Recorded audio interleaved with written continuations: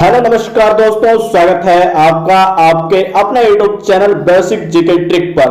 दोस्तों, कल राजस्थान सरकार ने एक नोटिफिकेशन जारी किया है। सीईटी 23 जून 2021 को नोटिफिकेशन जारी किया गया है। आखिर क्या है सीईटी, कॉमन एलिजिबिलिटी टेस्ट, समान पात्रता परीक्षा। आज हम इसके ऊपर विस्तार से चर्चा करेंगे और आपके सारे डाउट क्लियर हो जाएंगे। बहुत से स्टूडेंट ऐसे जो बार बार पूछते थे कि जो राजस्थान में होने वाली जो पटवारी परीक्षा है, ग्राम सेवक की जो भर्ती आने वाले, क्या उनमें एक पेपर होगा या दो पेपर होंगे? आपके सारे डाउट क्लियर हो जाएंगे। वीडियो के अंत तक बने रहना। तो चलते हैं वीडियो की ओर और करते हैं वीडियो स्टार्ट। दोस्तों, जैसा कि आप देख सकते हैं, यह नोटिफिकेशन 23 जून 2021 को जारी किया गया है और इसमें क्या लिखा है यह मैं आपको एक एक चीज पढ़कर बताता हूं। तो पहला देखिए, अभ्यर्थियों द्वारा बार बार आवेदन करने, परीक्षा में सम्मिलित होने, आवेदन शुल्क एवं परीक्षा हेतु यात्रा के व्यय तथा भर्ती संस्थाओं द्वारा लाखों अभ्यर्थियों की अलग अलग पद हेतु पृथक पृथक परीक्षा आयोजित करने से होने वाले समय, श्रम एवं व्यय को कम करने के उद्देश्य से राज्य सरकार द्वारा सभी अधीनस्थ एवं मंत्रालयिक सेवाओं के गैर तकनीकी पदों पर भर्ती के लिए एक समान पात्रता परीक्षा आयोजित किए जाने का निर्णय लिया गया है। तो इसके अंदर देखिए, जो अधीनस्थ बोर्ड की परीक्षाएं हैं उनमें मंत्रालयिक सेवाओं के गैर तकनीकी इन परीक्षाओं में सीईटी अनिवार्य कर दिया गया है। और अब आगे आप देख सकते हैं, इसमें साफ साफ लिखा है कि किसी भी अभ्यर्थी को अन्यथा पात्र होने पर इस परीक्षा में अर्जित अंकों के आधार पर ही किसी पद की भर्ती हेतु आयोजित की जाने वाली प्रतियोगी परीक्षाएं भाग लेने हेतु पात्र माना जाएगा। अगर आप ये भर्ती परीक्षा उत्तीर्ण करते हैं तो ही आप दूसरी भर्ती परीक्षा जैसे पटवारी, ग्राम सेवक, आरएएस, इनके अंदर आपको बैठाया जाएगा, नहीं तो आपको नहीं बैठाया जाएगा और ये अनिवार्य है। सेकंड नंबर, स्नातक एवं उच्च माध्यमिक शैक्षणिक योग्यता के आधार पर अनुसूची फर्स्ट एवं सेकंड में उल्लेखित पदों के लिए पृथक पृथक समान पात्रता परीक्षा आयोजित की जाएगी। मतलब कि दोस्तों, आपको इसके अंदर दो परीक्षाएं देनी होगी। एक होगा ग्रेजुएट लेवल पर, एक ग्रेजुएट लेवल पर होगा और दूसरा होगा आपका 12th लेवल पर 12वीं वालों के लिए। तो वो भी मैं बताऊंगा 12वीं वालों के लिए कौन सी है और ग्रेजुएट वालों के लिए कौन सी है। अब चलते हैं अपने नेक्स्ट पॉइंट की ओर। समान पात्रता परीक्षा का आयोजन राजस्थान कर्मचारी चयन बोर्ड RSSB द्वारा किया जाएगा। बोर्ड इस परीक्षा का आयोजन सामान्यतः वर्ष में एक बार करेगी। मतलब कि जो सीईटी है ये वर्ष में एक बार ही किया जाएगा। अब आप बहुत लोग पूछेंगे कि ये लिखित पेपर होगा या बहुविकल्पीय होगा, तो इसमें साफ साफ लिखा है पॉइंट नंबर 4 कि समान पात्रता परीक्षा एक चरणीय बहुविकल्पीय प्रश्न पत्र पर आधारित परीक्षा होगी। नेक्स्ट पॉइंट की तरफ चलते हैं। तो 5 नंबर कुछ ज्यादा नहीं है। आप 6 नंबर देखिए, कर्मचारी चयन बोर्ड परीक्षा आयोजित करने के पश्चात सभी अभ्यर्थियों के अंकों को सार्वजनिक किया जाएगा। मतलब आप अगर ये परीक्षा देते हैं तो आपके अंकों को सार्वजनिक किया जाएगा। आपके अंक सभी देख सकते हैं, आपके अंक 100 में से कितने आए हैं।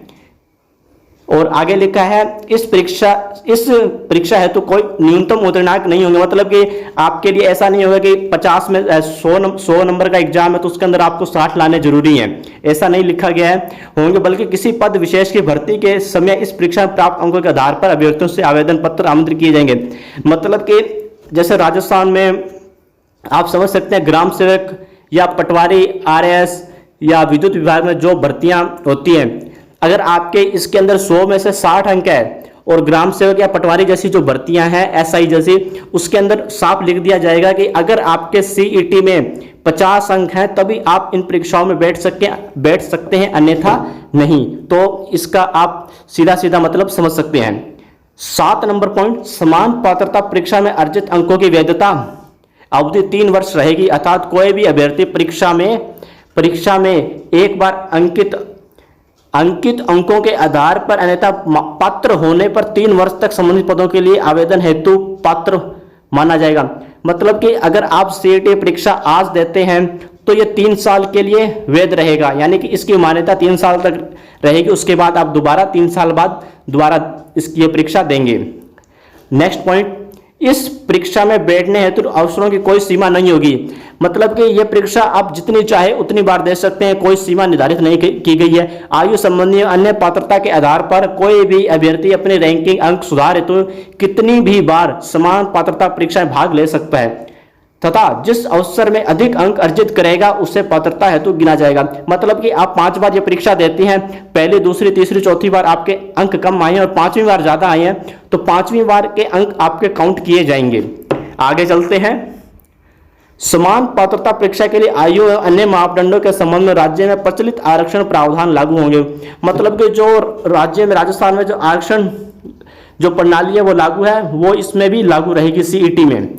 समान पात्रता परीक्षा केवल एक पात्रता परीक्षा होगी तथा इस परीक्षा में अर्जित अंकों को किसी भी पद के अंतिम चयन के लिए गणना में शामिल नहीं किया जाएगा, अर्थात केवल इस परीक्षा में शामिल होने अथवा उच्च अंक प्राप्त करने पर किसी भी अभ्यर्थी को किसी भी पद पर चयन के संबंध में कोई अधिकार नहीं मिलेगा। इसका साफ साफ मतलब है, कल को आप कहें कि मेरे 200 नंबर का सीईटी हुआ और मेरे 170 नंबर आ गए तो मैं चला जाऊं कोर्ट में कि मुझे नौकरी दीजिए, तो ऐसा नहीं होगा, इसमें साफ साफ लिखा है।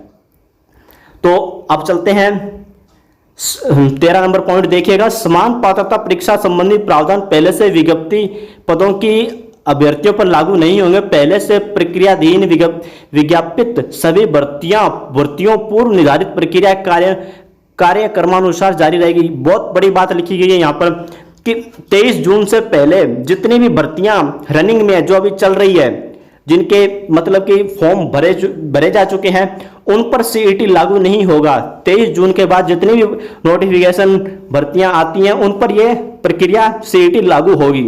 बहुत बड़ी बात लिखी गई है। और आप देख सकते हैं ये जो फर्स्ट शेड्यूल है सीईटी फॉर ग्रेजुएट लेवल, इसके अंदर कौन कौन सी भर्तियां शामिल हैं।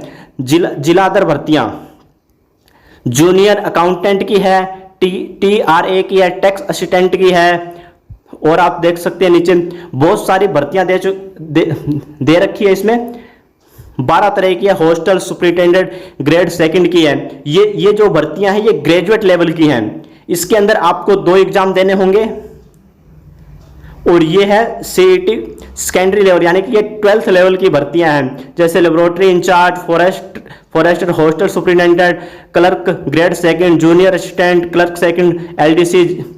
ये 12th लेवल की भर्तियां हैं। एग्जाम सभी में 2 होंगे, लेकिन कांस्टेबल जैसी कांस्टेबल में एग्जाम एक ही होगा।